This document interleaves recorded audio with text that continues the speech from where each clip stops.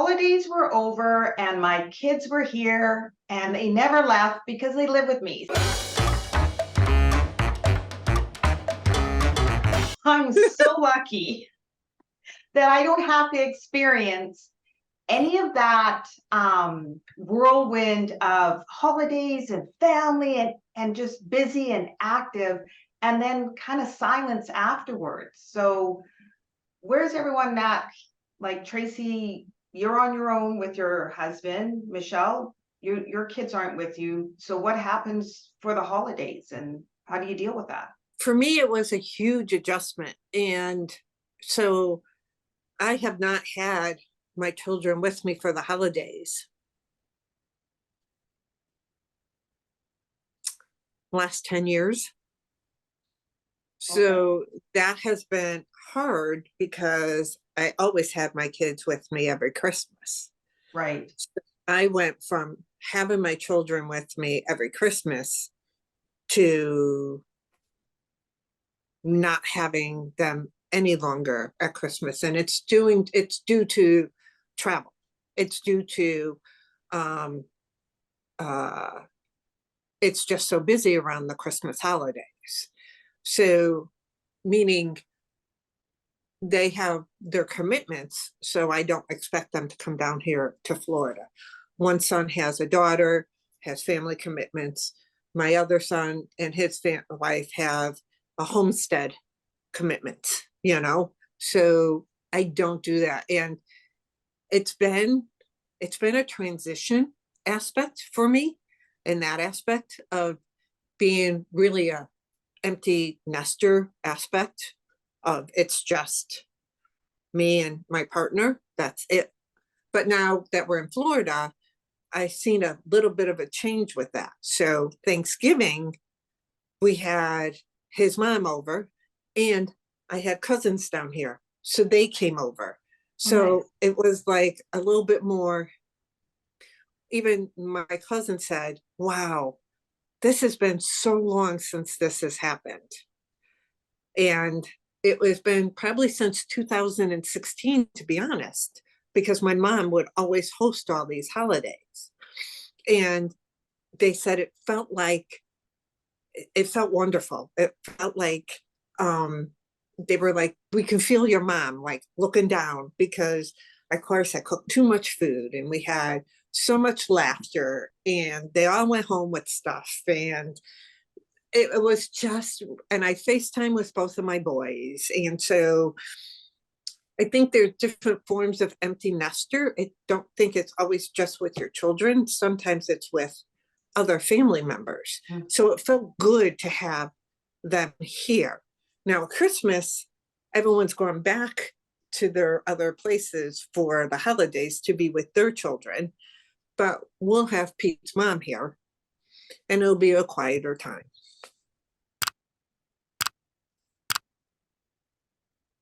Tracy?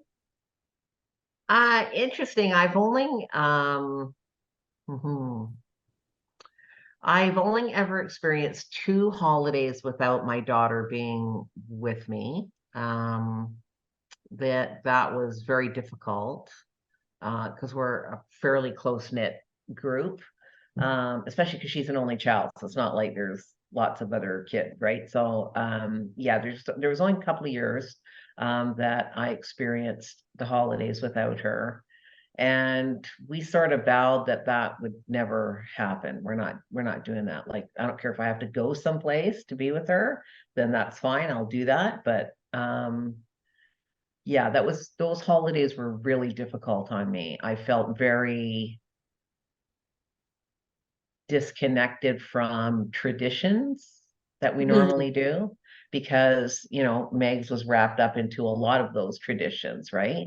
And so all of a sudden you're finding that you're doing all of these things by yourself, and that can create that feeling of, I mean, even though I'm with my husband and there was other family members here, it does create that, can create that loneliness that people experience, right? And even as kids permanently move out of the house, I think a lot of people do experience that. Well, now what do I do? Like, I've Mhm. been busy with my kids. I've been like, my whole life has been centered around taking care of the house, the kids, the commitments, like all of those things. And then they go off to start their own lives. And, you know, a lot of moms are sitting around the house then going, well, you know, I guess let's turn on the soap operas and eat some bonbons here because I don't know what to do with myself, right? Oh, and that goes back to identity, right? Yeah, so it's yes, it does, right? Because we get wrapped up in what it is that we do, and that means that's what we are. And it's so different. But I totally do understand that empty nest feeling, even though I've only ever had to experience it twice. And when my daughter moved out, I was fortunate enough that she literally lives right around the corner from me. So it's not like we're like 2 kilometers house to house. So I can see her whenever the need arises, right? Whenever I have that feeling of, hey, I want to see you. Let's have a coffee. Yeah. But I think for myself, the bonds I ended up building with my boys are, it's like different. We have, when we do FaceTime and we do have conversation now, not that you don't, either one of you don't with your children, but now we've had some really meaningful conversations that I think, I don't know if I would have had them so readily if I was so close with them, physical, in the physical format. Mhm. You know what I mean? So I think they're not here physically, but I do think there's a stronger bond with us, Well, even here. yeah, because you're present in the Right. moments that you are Yeah. together. Whereas, you know, there's lots of times where, you know, we are all together, like, you know, Megs and Steve and Aves are over here and we're not connected, even though we're physically in the same space. You know, people are on their phones, or, you know, we're just not having that kind of conversation. So um yeah, I totally appreciate the fact that if you're FaceTiming and those are your moments, then you are going to be totally present Yeah. and in the room and listening and paying attention, etc. Whereas when you're always together, there is that tendency to just do what it is that you need to do for yourself, as well as, you know, I mean, you Yeah. don't, it's not that you don't have those meaningful conversations, but they are more readily available to have because they're here. Just the Yes. proximity of it is Right. here. But And Tracy, I remember you a couple of years ago when your girls were moving out and or going away on a trip or so. I think one of them was moving to One go to was traveling and university. one went to university. Yeah, and you were really feeling that you know, The word I would use is devastated. yeah. I felt like I got sucker punched in the stomach. I was just, my breath was taken away. I did not understand the impact it would have on me. I was like devastated. Though my girlfriends did this nice little gathering for me to try to make me feel better, and there was just, I didn't know what to expect. I didn't think it would hurt that much. And so now, as they're back with me, and I totally appreciate it, but when they leave again, I got it, because I know, and I'm not, you know, I'm treating them different as well, but I know what to expect. I know that feeling, but it felt like a loss. Like there was grief. I was grieving, and I did not think that would happen at all. It took me, it was a lot. Hmm. I remember it was not a happy time at all Mm-mm. for me. And I But think then I it's went and visited my daughter in Paris, and then it was happy. but it's true though. I think, you know, whenever we are separated from anybody that we love and care for in our lives, it is difficult. It's hard to not have that connection. I mean, you can feel the connection, you can feel that, you know, that it's there, but it's not the same as being there, right? It's not the same as that, you know, that hug, that, you know, yeah. all of those things.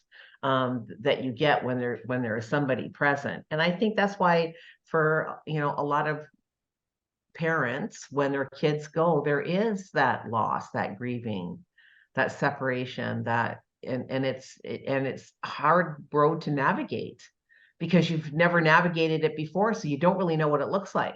You've heard about it, you've talked to other people about it, but what you're going to experience is your experience. Mm-hmm. Yeah. And I think we forget, and I was somebody like this also, we get so engrossed into their lives, and rightfully so. We want to be part of their lives, but we forget about our own at time. We take that identity as being a mom a little bit too much, and we forget the other identities that we have. And when I remember feeling, I remember feeling an empty nester when I went out for the first time and didn't have to get a babysitter. Like that was heartbreaking for me. I know I was going home with them, but the fact that they weren't with me, or there wasn't a sitter at home.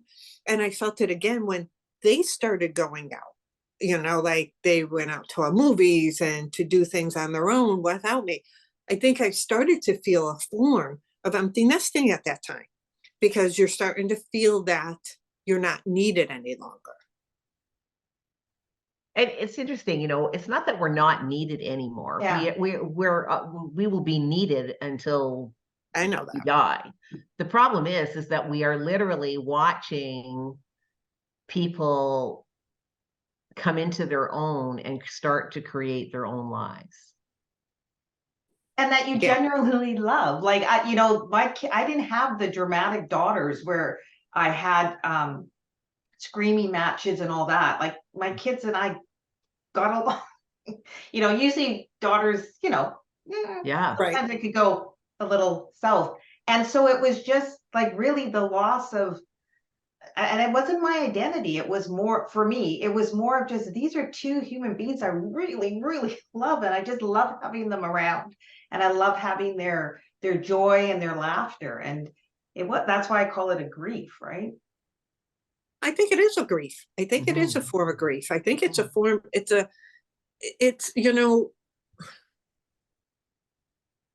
I think there are times that I know we talked about in previous episodes about, traditions, and we've talked about the holidays, and we've talked about all kinds of things. But when those things change, and that change, as you said, Tracy G, they're coming into their own, and it's a form of,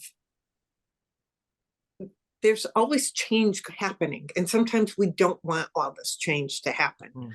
Like sometimes we just want things to stay a little bit status quo, because that's a little bit, and I'm going to use this word loosely, comfort, because we know, the laughter of your daughters, the joy of them being at the house, Tracy G, you have that, like, that's one of the solid things that you had in your life, and then it changed. Like that's a grief. Everything, like, sometimes we don't want things to change.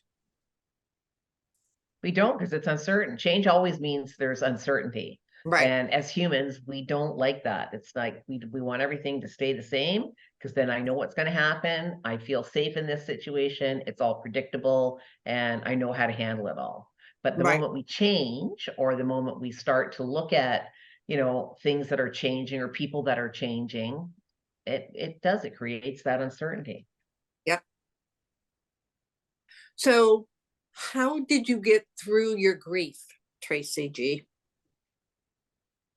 I just let it wash over me, and I don't, I think there's, I don't know how many stages of grief or whatever, but of loss, I just allowed my emotions to carry me through. And it literally, if I just felt like crying my eyes out, I just cried my eyes out. And I allowed my emotions to play out. And, my both daughters were in touch with us all the time. You know, the one that came back for Thanksgiving, there was Christmas, like I had a lot, but I still had to go through the emotion. And Yeah. I just allowed it. I didn't suppress it. And I think that helped me get through it a lot quicker. But I was a mess, and I allowed myself to be a mess.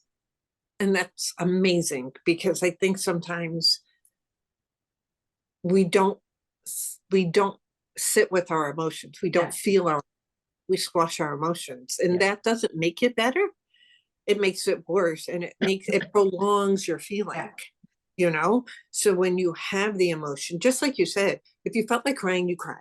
You went with the ebbs and flows, and you got through it. And that's probably one of the best things you could have done. I think so. For me, it worked. Yeah. Worked. Absolutely. So, viewer, are you an empty nester? Did you have a house full, all of a sudden you're an empty nester, and then you have everybody there at the holidays, and then all of a sudden you're an empty nester again? Are you somebody like me who isn't fortunate enough to have my children with me every holiday? Or are you somebody who always have your children around, or always have whatever your significant family is around? Because it might not be children, it could be brothers, sisters, it could be parents, it could be whomever. How was it for you? How was it? Do you feel that empty nester syndrome, and how do you get through it? Comment below, let us know. Share this with somebody who you think could be struggling with the same process, and make sure you subscribe if you like what we're talking about. And if there's something you would love for us to talk about, make sure you let us know and we'll bring it up. And don't forget to hit notifications to know when our next episode is. By the way, it's every Wednesday. Until then. Thanks for watching, and we hope to see you as a regular member of our community.